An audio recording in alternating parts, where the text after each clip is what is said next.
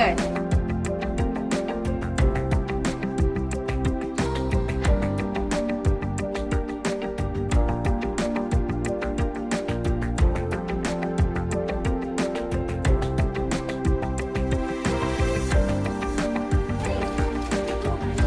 You said 3 people. I got 3 pieces, and the 3 pieces did not get it. This is your choices.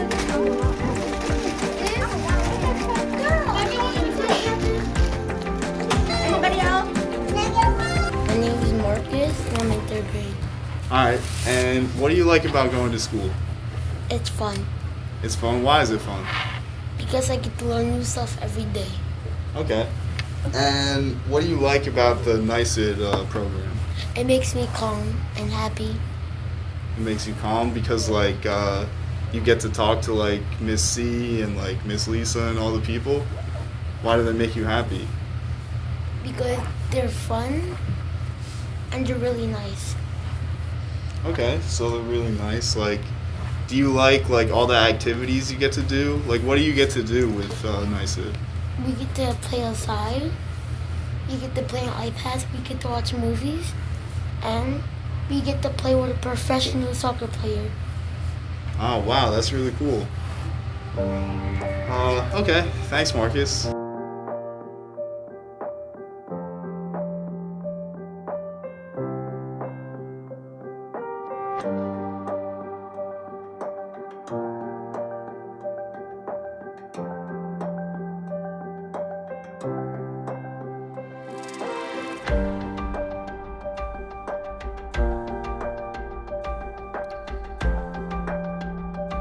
My name is Lisa Matera, and I work with NYCID as a social worker and mentor at PS78. My name is Brandon Lindo, and I'm a community associate / mentor for NYCID here at PS78.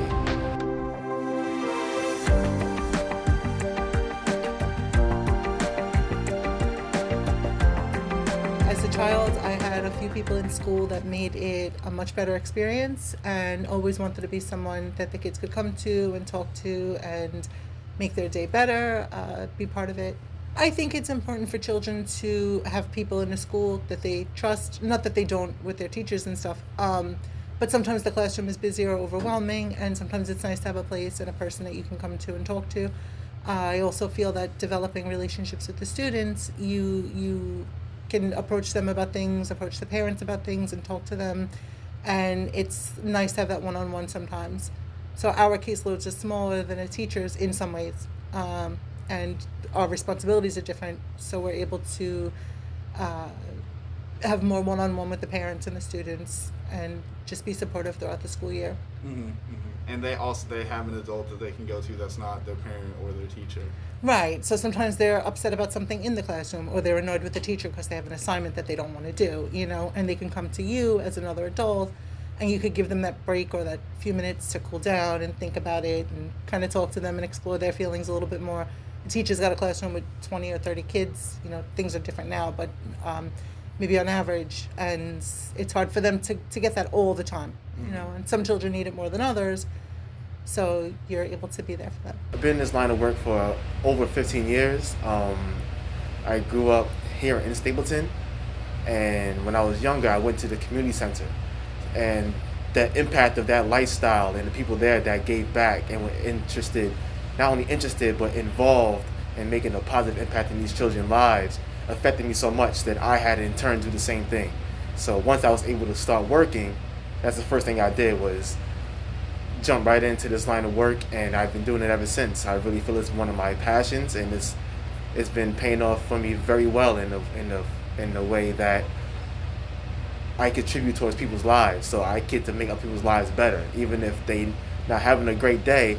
When they're around me, though, for those 5 minutes, 10 minutes, they're smiling, they're happy, and for me, those positive deposits mean a lot.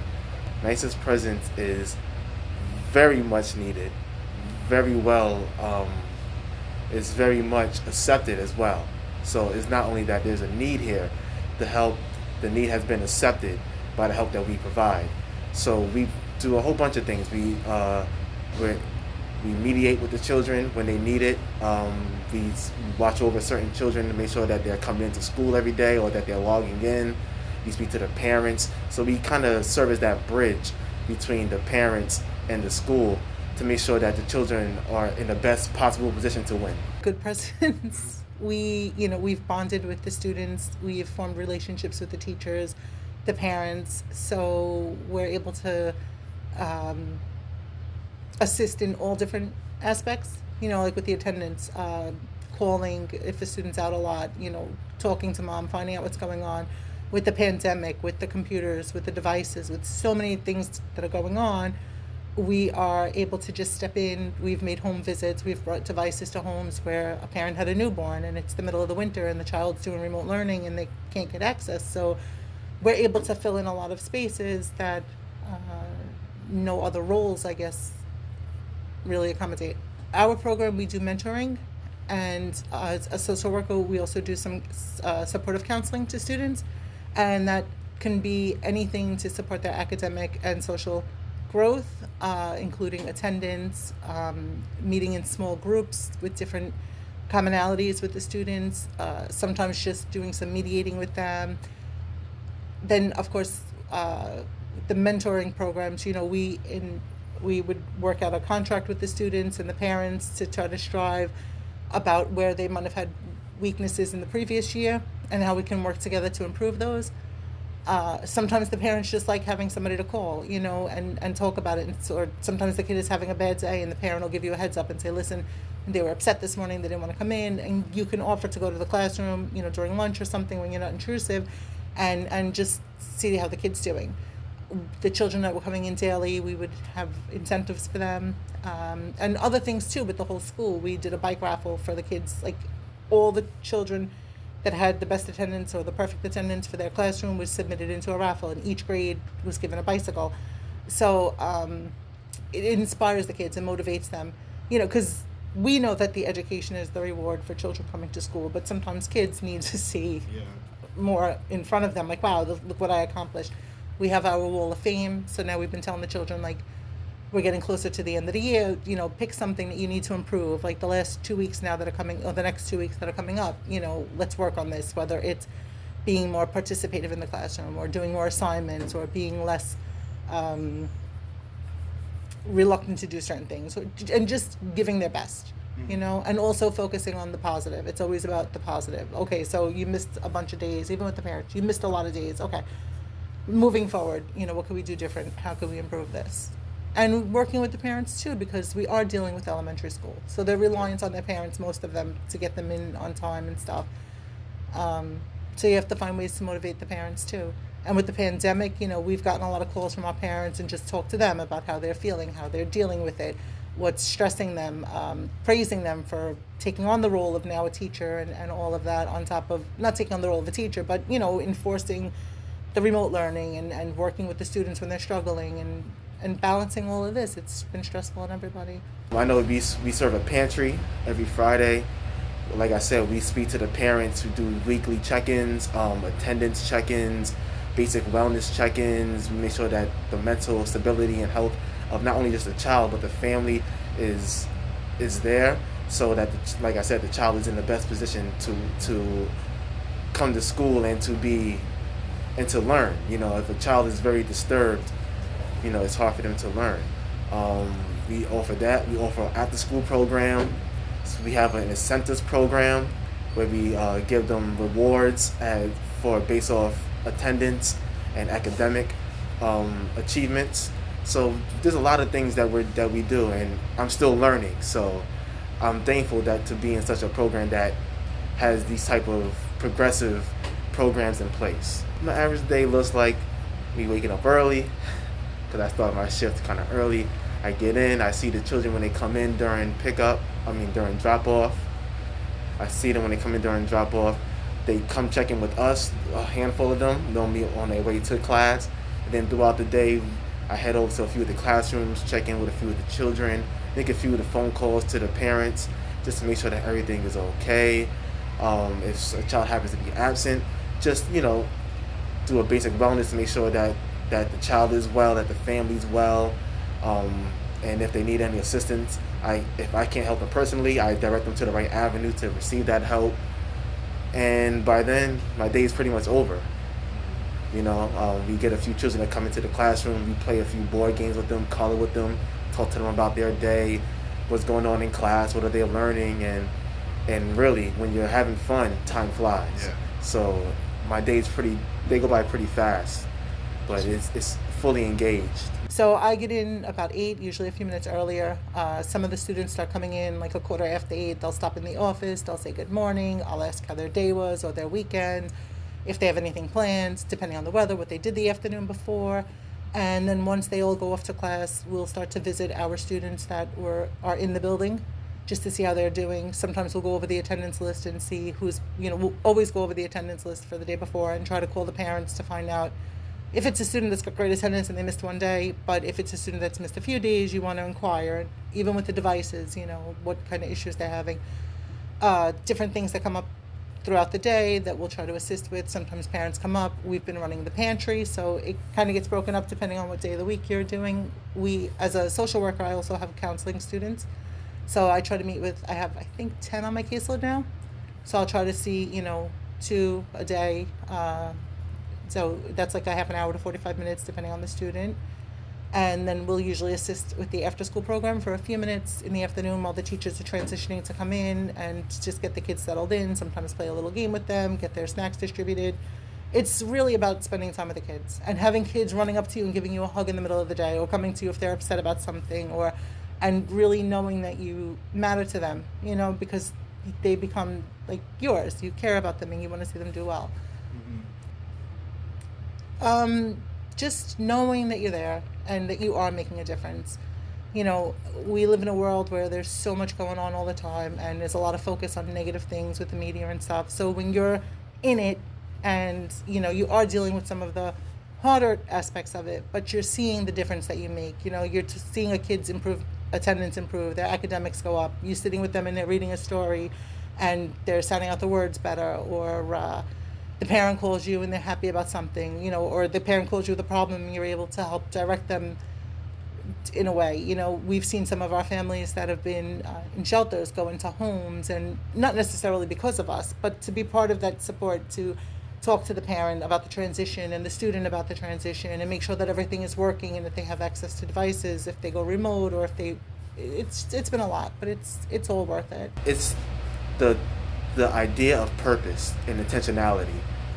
A tree doesn't bear fruit by accident. You have to go out there and put it into the dirt and water it, and then be attentive to make sure that nothing else robs the nutrients from the ground, so that plant could turn into a tree, and then that tree could bear its fruit. So to see something that I had no control over, that I could contribute to, could blossom into something so beautiful, and then it reaps all the benefits of whatever is blossoming, that's the thing Purpose. It's my purpose. It really helps me, and to see them get into a position where they can help themselves, because we all have been there. We all have been in a position where we didn't know, or we needed help, and someone was there to help or guide, and now that person is in a state of automaticity.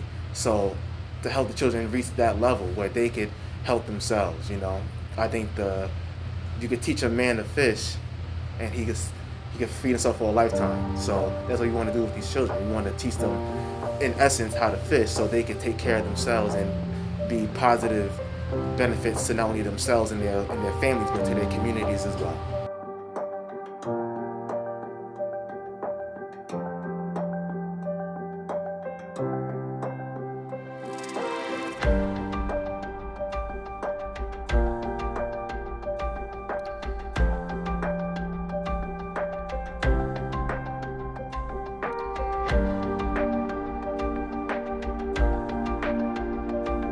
What is your name and what do you do? Jody Contento, principal of PS 78.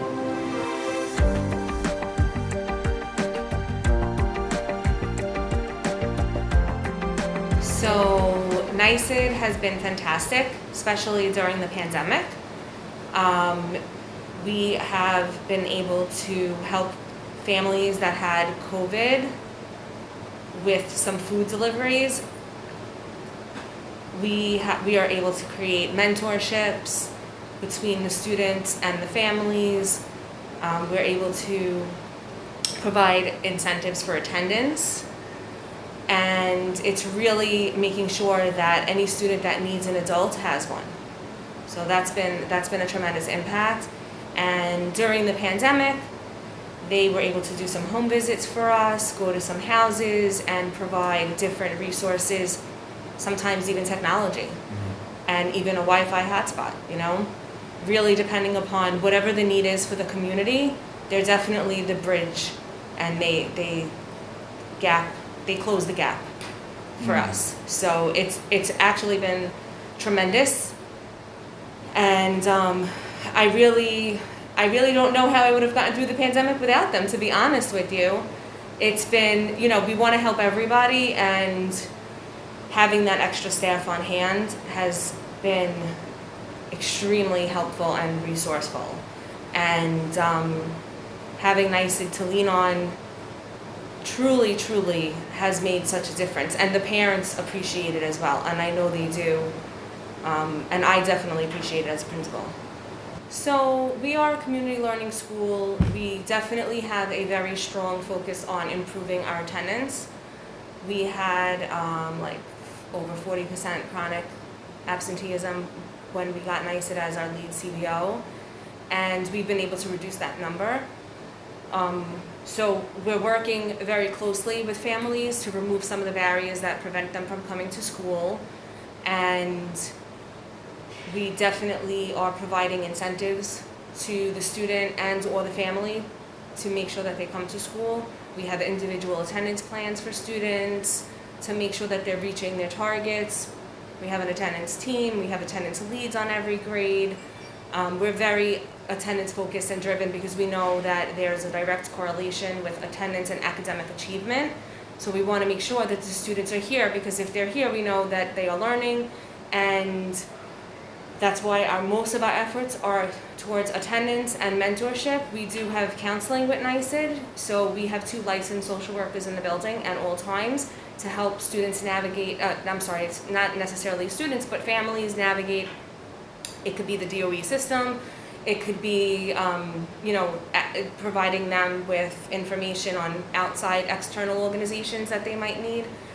And they can and do provide counseling for our students as well. And we know that mental health is also something that, needs to be addressed. And we have, I'm sure everybody in the pandemic has been suffering. So having the social workers, some counseling groups for our students has also been very impactful. So being a community learning school is really, every school should be a community learning school. I really do believe that. I know the mayor is adding like 200 schools to this initiative, but it's tremendous. I mean, I feel very blessed that we are a community learning school and that we have such a wonderful organization to work alongside us, and we really do come together as a community. Some examples, we did a lot of work pre-pandemic, a lot of family events, a community forum, having the community come out, getting their feedback, what they want to see improved, and then closing the gaps and really brainstorming as a team to say how can we close that gap? What are some other organizations that are out there that we could bring in to support our students and families? And so it could be academics, it could be enrichment. Right now we have SIPs and KICS. They come and do soccer with us after school, and before the pandemic they were here during the day with the students in the gym. So it's things like that. What do the parents want to see more of? And then it's leaning on the community school to bring in those resources. And that's something that we have with NYCID. I definitely think that, the students really look forward to coming.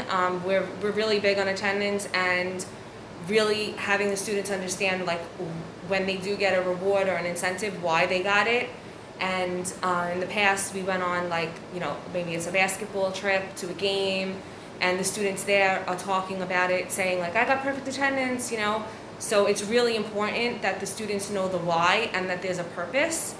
And I do believe that it does increase engagement, participation, and attendance.